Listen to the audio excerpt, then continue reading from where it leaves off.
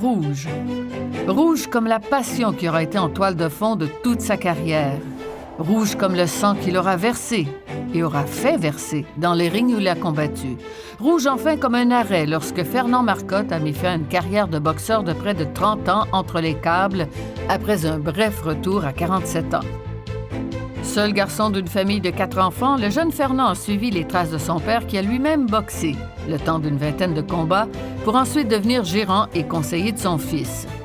Avant de faire le saut chez les professionnels, Fernand Junior a disputé une centaine de combats chez les amateurs, ne perdant que 8 fois, gagnant le titre du Commonwealth et ratant de peu la qualification pour les Jeux olympiques de Mexico.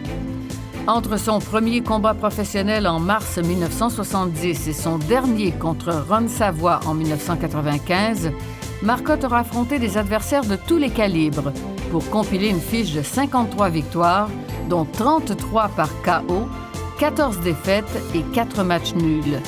Il a fait face à l'ouragan Mélo 3 fois, subissant d'abord la défaite par décision partagée à l'Auditorium de Verdun, remportant le combat suivant au Forum de Montréal, aussi par décision partagée, et terminant sur un match nul contesté au Stade olympique.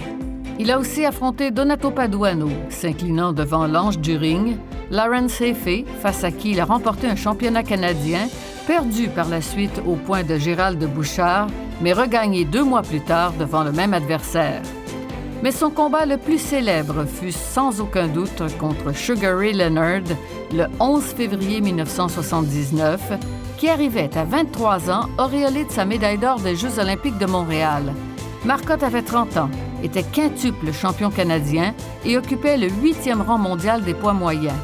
Le combat fut épique et se rendit en 8e ronde quand Sugar Ray Leonard envoya Marcotte au tapis pour la seule fois de sa carrière.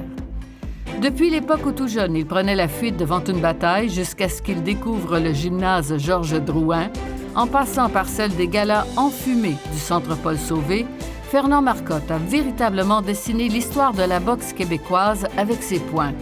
Une histoire qu'il a partagée avec les jeunes du cégep de Sainte-Foy où il a donné des cours de boxe et avec des plus vieux qui tentaient de suivre son rythme pour garder la forme dans des cours de conditionnement physique. Et sur tous, comme sur les amateurs de boxe au summum de sa carrière, il aura exercé la même fascination.